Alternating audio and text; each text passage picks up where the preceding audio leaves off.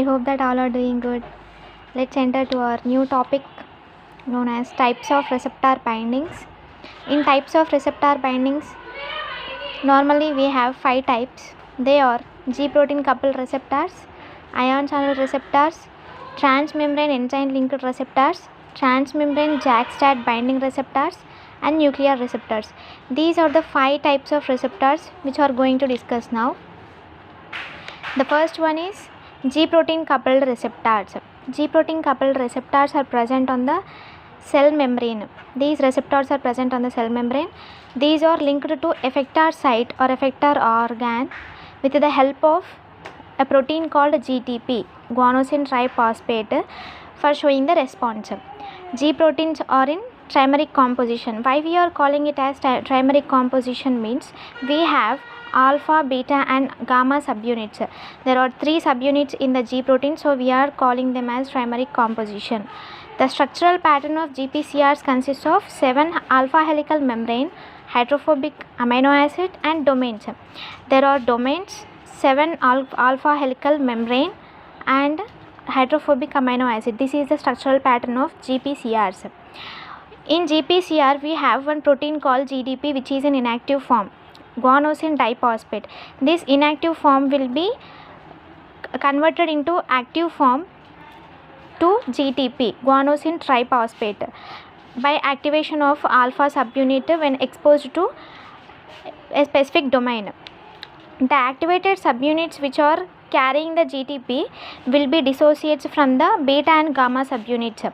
After the activation of alpha subunits which is carrying GTP will dissociates from the beta and gamma subunits, and then alpha subunits activates or inhibits the receptor after activation of alpha subunits. This is all about the G protein coupled receptors. And the next one is ion channel receptor. In the name itself it indicates that ions. In these receptors, ions will be plays a key role, and these receptors are present on the surface of the cell. These receptors are present on the surface of the cell. These are also called as ligand gated ion channels. Why we are calling it as ligand gated channels means whenever a specific molecule binds to the specific organ site, specific effector site, then only the channels will be opened. So that's why we are calling this ion channel receptor also called as ligand gated ion channels. The selective molecules like sodium, potassium, calcium, chlorine are involved in this ion channel receptor. Whenever the agonist binds to the channel, then only the channel opens and causes depolarization or either hyperpolarization. Then the response will be shown by the effector cell. This is all about ion channel receptor. And the next one is transmembrane enzyme linked receptors. Transmembrane enzyme linked receptors, these are made up of large extracellular ligand binding domain connected through a single transmembrane helical peptide chain to an intracellular subunit having enzymatic property. For better understanding, we'll see this diagram and understand. These are the 2 domains. This is a ligand domain and this is another domain. Here I am indicating in this way. This is P, phosphate. This is a phosphate group. Here it is called as phosphate or tyrosine residue. This helical membrane is known as transmembrane alpha helix structure. This is a ligand domain and this is a hormone. These 2 are known as monomeric receptors. These 2 are known as monomeric receptors, and this is another one domain called SH2 domain. Whenever the hormone comes and binds to ligand domain, then the response will be shown in this way that 2 monomeric receptors will be attaches. 2 monomeric receptors will be attaches whenever the hormone or drug molecule binds to ligand. This attachment of 2 monomeric receptors is known as dimerization. Then after followed by autophosphorylation takes place. Autophosphorylation means addition of phosphate group at the phosphate or tyrosine residue takes place. I am giving you the flowchart of this diagram. Here first step is hormone binds to ligand binding, that is ligand domain, and then after dimerization takes place followed by autophosphorylation. Then the GRB2 protein attaches to the SH2 domain and binds to tyrosine residue. It with the help of phosphate group, GRB2 protein attaches to the SH2 domain and binds to tyrosine residue. Followed by this reaction, cascade reactions will be takes place. What is meant by cascade reactions means activation of RAS pathway takes place. For the activation of RAS pathway, GDP inactive form protein converts into GTP followed by RAF to MEP2 MAP kinase.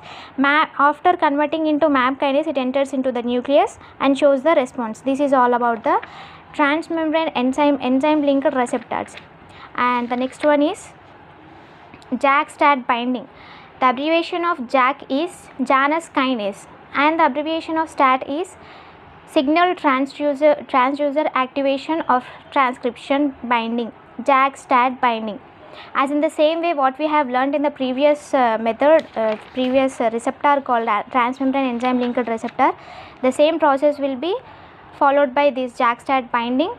The receptor is present on the cell surface as in the case of transmembrane receptors, and followed by dimerization takes place, followed by autophosphorylation. Here the special protein called STAT and JAK will be the special proteins involved in this binding. STAT binds to JAK. Whenever the STAT binds to JAK, then after dimerization takes place by accumulation of phosphate group or by taking phosphate group, STAT binds to JAK, then after dimerization takes place. In this dimerization, two similar proteins STAT and STAT binds together and enters into the nucleus for showing the response. This is all about the JAK-STAT binding. And the last one but not least is the nuclear receptors. These nuclear receptors are present on nucleus or inside the cell or in the cytoplasm. So that the reason we are calling these receptors are called as intracellular receptors or cytoplasmic receptors or nuclear receptors. These are the synonyms of these nuclear receptors, and these nuclear receptors have more than 500 subfamilies. The diagram which I shown here help you to better understand. Here it is a domain. This is the first domain known as COOH ligand domain, and this is the second domain, it is NH2 domain, amine domain. Here we have HSP90, HSP70, IP. The abbreviation of HSP is heat shock protein and the abbreviation of IP is immunophilin. These HSP90, HSP70, IP are the inhibitory proteins which are attached to the NH2 amine domain, and these two curved structures are known as zinc fingers. The pathway for this process is whenever the ligand molecule or whenever the hormone molecule binds to COOH domain, then dissociation of inhibitory proteins takes place. Inhibitory proteins are present at the second domain, amine domain. Whenever the hormone comes and binds to the COOH domain, then after dissociation of inhibitory proteins present at the NH2 domain takes place. After the dissociation of inhibitory proteins from the amine domain, then the activation of amine domain takes place, followed by dimerization, and this particular receptors will be binds to the particular gene or particular effector site with the help of zinc fingers. Then after response will be shown by the effector site. I hope that you are understand my topic now, today's topic, types of receptors binding, and I will give you the notes in the description box. You can go through that, and thank you.